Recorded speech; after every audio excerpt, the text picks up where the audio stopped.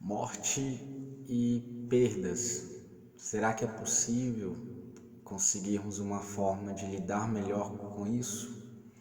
Olá, meu nome é Bruno Henrique, eu sou terapeuta holístico e esse é o Dinâmicas do Ser.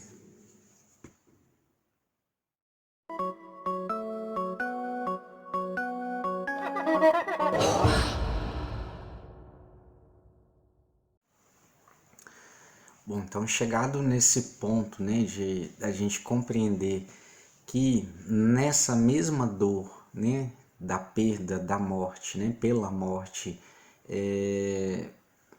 podem estar, né, compondo questões ligadas a nós, como questões ligadas ao fato, né, em si, à circunstância em si.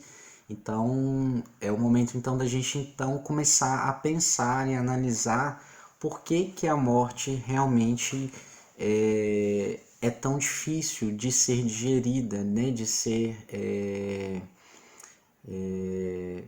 processada, né? E de fato é, né? De fato a gente sim, a gente não deve negar que sofremos muito e muito mesmo ainda com essa situação. Mas se a gente então começar a pensar, será que a morte de fato é para ser assim? Porque ela sempre existiu, né? E a morte ela está na verdade em todos os ciclos de vida, não só no humano, inclusive, né?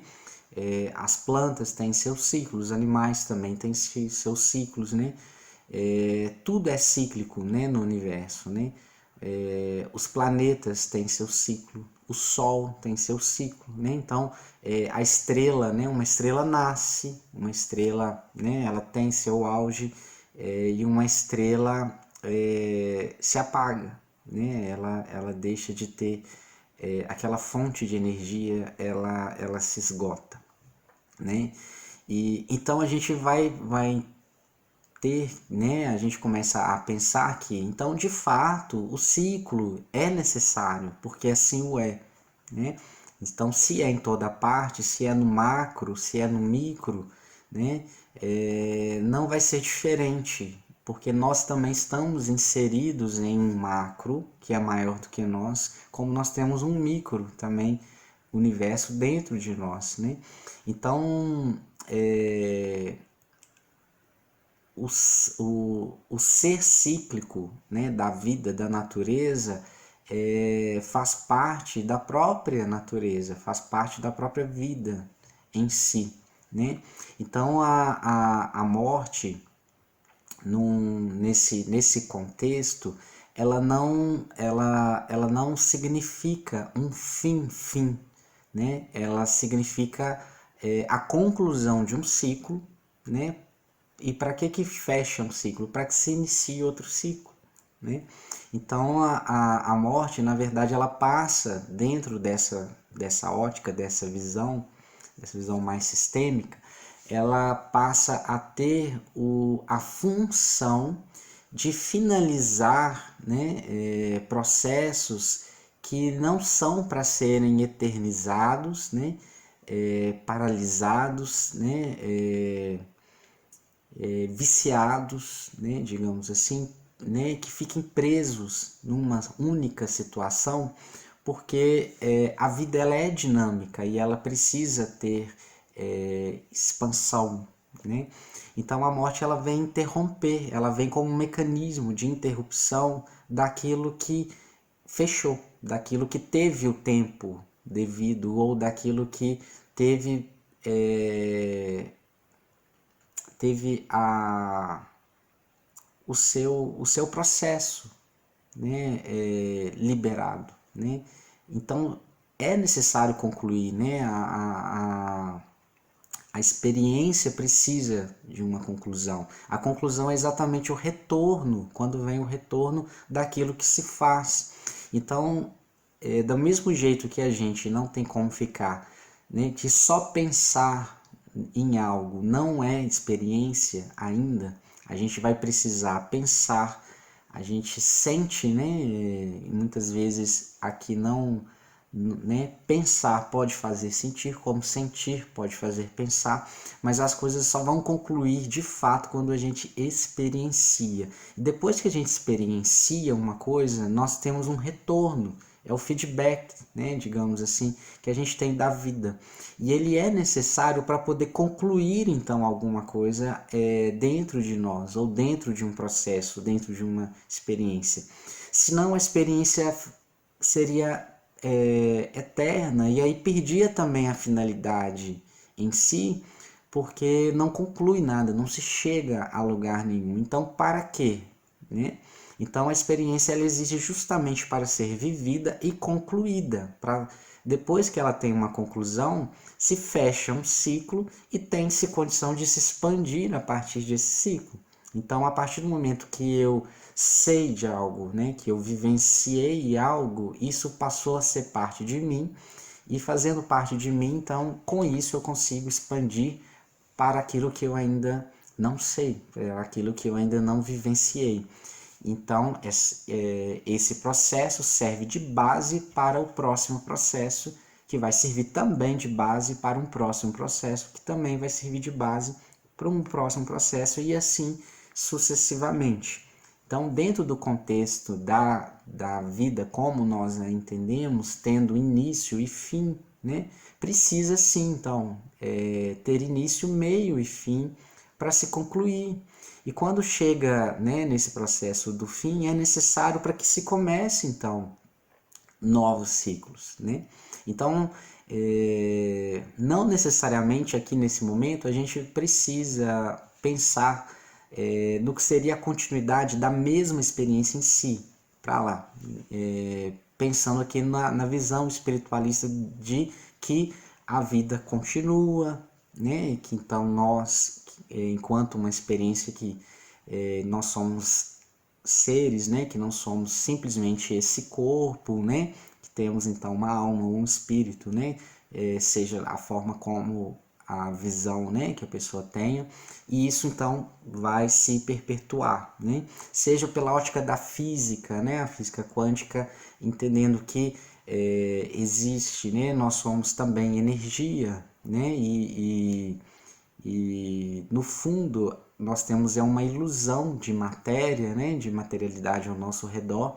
Então, na verdade, existe um dinamismo, né, constante, onde essa forma, por essa forma deixar de existir, o conteúdo energético, né, que a criou, inclusive, não se perde. Esse conteúdo ele né, se expande, ele se continua, né, de alguma maneira, né? Isso mesmo que sem se pensar numa visão espiritual da vida, né? A física quântica não necessariamente chama isso de espírito, né? Mas energeticamente se reconhece que algo, né, transcende muitas vezes, inclusive essa experiência, né? Tem muitos relatos interessantes, né, de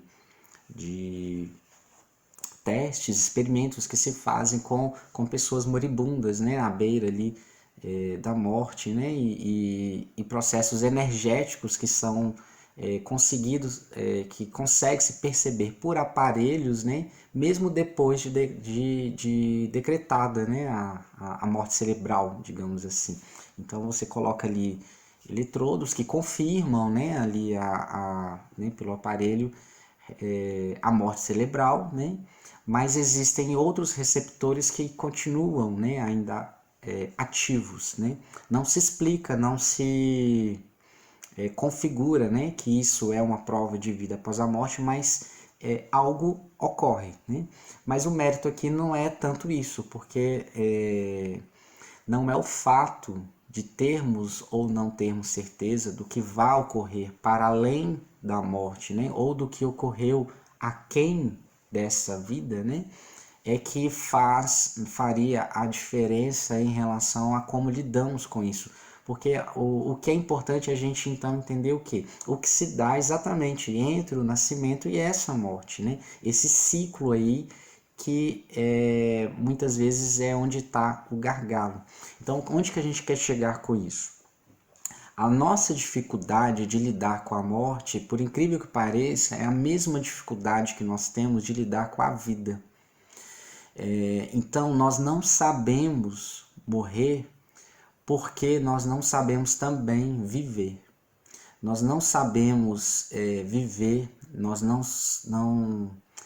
não nos permitimos muitas vezes viver, sabe? Realmente viver, encher de vida, de experiência, de experimentação, no sentido de realmente chegar à finalidade que a vida se propôs dentro da configuração que cada um é, sendo e plenamente sendo aquilo que tem o potencial de ser, ao ponto de chegarmos, né, no auge da nossa experiência e dizer sim, estou satisfeito, vivi plenamente tudo o que eu quis viver.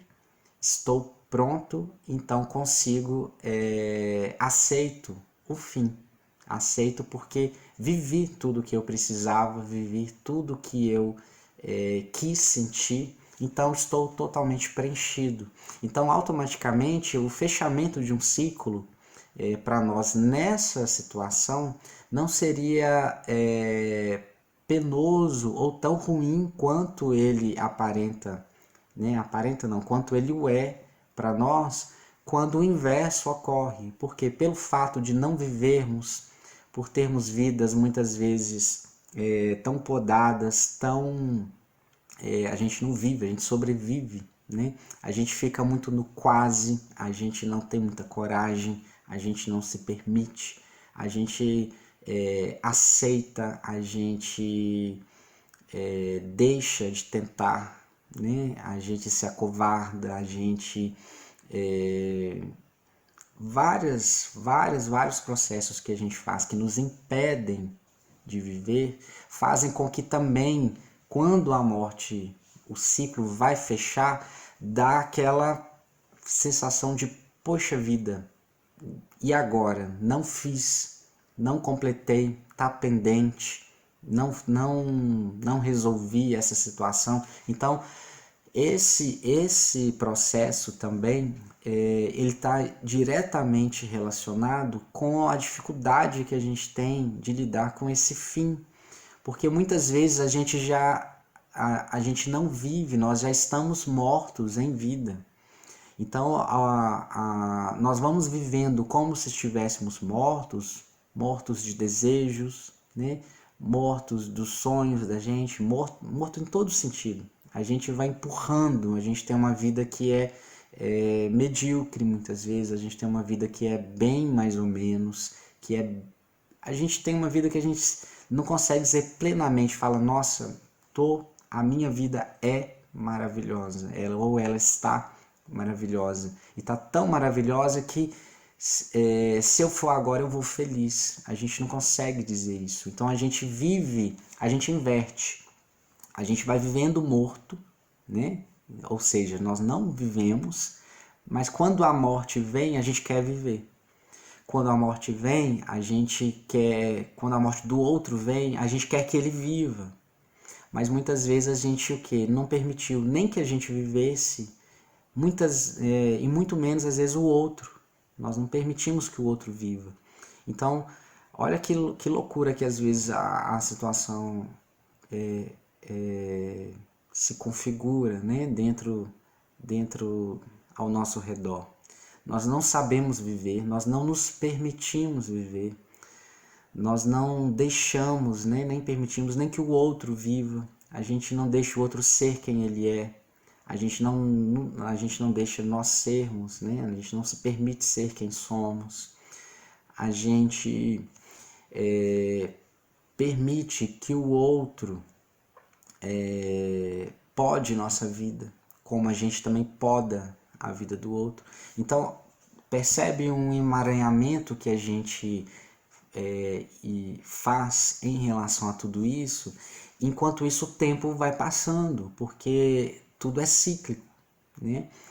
E infelizmente, normalmente o que ocorre é o que? Na hora que nós percebemos o quanto podemos perder ou o que de fato iremos perder, aí vem o desespero, vem a frustração, vem a culpa, né, vem o medo, né, em todas as áreas, né, digamos assim, que a gente vê de conflitos, é exatamente nessa hora que surge. Por quê? Porque tem pendência, porque realmente não concluímos, a gente não sente que concluiu nenhum ciclo, né?